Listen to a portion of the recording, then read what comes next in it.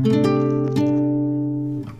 आज की कहानी है लालच का मीठा फल। एक छोटे से शहर में मुख्य चौक के पास एक छोटी सी दुकान थी। इसका नाम था मिठास समोसे। इस दुकान का मालिक रघु था, जो अपने स्वादिष्ट समोसों के लिए मशहूर था। उसकी दुकान पर हर रोज ग्राहकों की भीड़ लगी रहती थी।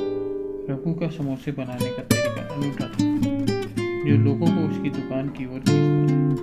लेकिन रघु के मन में एक लालच भी था, अधिक से अधिक पैसे कमाना। रघु का सपना था कि वो अपनी दुकान को शहर की सबसे बड़ी और सबसे प्रसिद्ध दुकान बना सके।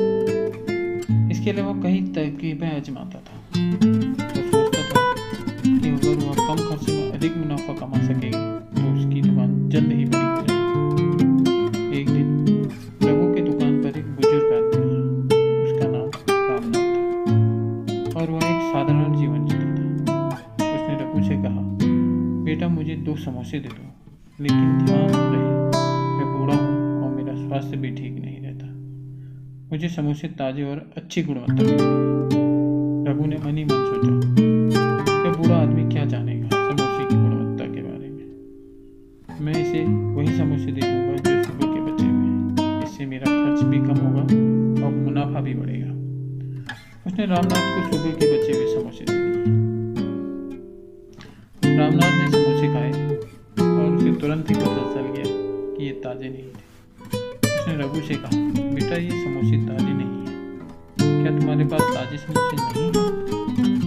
रघु ने मुस्कुराते हुए कहा, बाबा, ये समोसे बिल्कुल ताजे हैं। शायद आपको भ्रम हुआ है।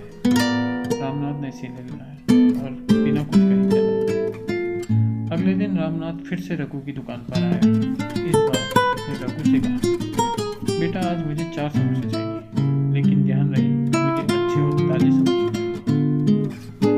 रघु ने फिर से वही सोचा और सुबह के बचे हुए समोसे रामनाथ को दे दिए। रामनाथ इस बार समोसे खाए और बिना कुछ कहे चला गया। इस तरह रामनाथ हर दिन आता और रघु से समोसे ले जाता, लेकिन रघु हमेशा उसे बचे हुए समोसे ही देता था। कुछ हफ्तों बाद रामनाथ ने रघु से कहा, बेटा, तुम्हारे समोसे तो बहुत ही स्वादिष्ट हैं। क्या तुम मुझे हर दिन के लिए 20 समोसे दे सकते हो? मैं इन्हें अपने दोस्तों के साथ बांटना चाहता हूँ। रघु बहुत खुश हुआ। उसने सोचा, अब मुझे और भी मुनाफा होगा। उसने रामनाथ को 20 समोसे दे दिए, जो सभी बचे हुए थे। रामनाथ ने समोसे लिए और चला गया। अगले दिन रामनाथ फिर से आया और उसने कहा, बेटा, तुम्हारे समोसे तो बहुत ही प्रसिद्ध हो गए हैं। मेरे दोस्तों ने इनकी बहुत तारीफ की। अब मुझे 50 समोसे चाहिए। रघु ने सोचा, यह तो सोने की खान मिल गई। उसने 50 समोसे रामनाथ को दे दिए, जो सभी बचे हुए थे। रामनाथ ने समोसे लिए और चला गया। ऐसा ही कुछ महीने बीत गए। रघु हर दिन रामनाथ को बचे हुए समोसे बेच देता और खुश होता कि उसका मुनाफा होता है। लेकिन एक दिन रामनाथ ने रघु से कहा, बेटा, अब मुझे 100 समोसे चाहिए। मेरे दोस्तों ने तुम्हारे समोसे की बहुत तारीफ की है और अधिक समोसे चाहते हैं। रघु ने सोचा, अब तो मैं अमीर बन जाऊंगा। उसने 100 समोसे रामनाथ को दे दिए, जो सभी बचे हुए। लेकिन इस बार रामनाथ ने रघु से कहा, बेटा, तुम्हारे समोसे बहुत ही स्वादिष्ट हैं, लेकिन क्या तुम जानते हो कि मैं कौन हूँ? रघु ने आश्चर्य से कहा, नहीं बाबा, आप कौन हैं?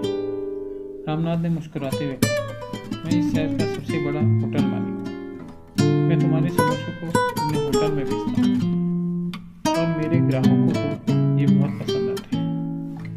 लेकिन अब मुझे समझ में आ गया है कि तुम मुझे हमेशा बचे हुए समोसे ही देते थे। इसलिए आज से मैं तुम्हारे होटल में आऊँगा और अपने ग्राहकों के सामने तुम्हारे समोसे की असलियत बताऊंगा। रघु के चेहरे का रंग उड़ गया। उसने तुरंत माफी मांगी और कहा, बाबा, मुझे माफ कर दीजिए। मैं लालच में अंधा हो गया था। अब मैं आपको हमेशा ताजे और अच्छे समोसे ही दूंगा।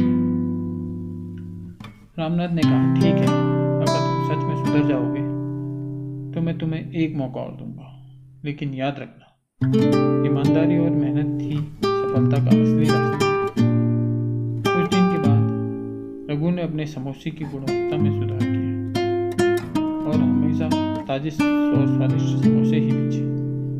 उसकी दुकान की प्रसिद्धि और बढ़ी। उसने अपनी लालच को त्याग कर मेहनत और ईमानदारी से काम किया। इस तरह रघु ने समझा कि लालच का अंत हमेशा बुरा ही होता है और ईमानदारी से मेहनत करने का फल मीठा होता है। ये कहानी यही खत्म होती है दोस्तों। प्लीज़ लाइक करें, सब्सक्राइब करें हमारा चैनल स्टोरी टाइम।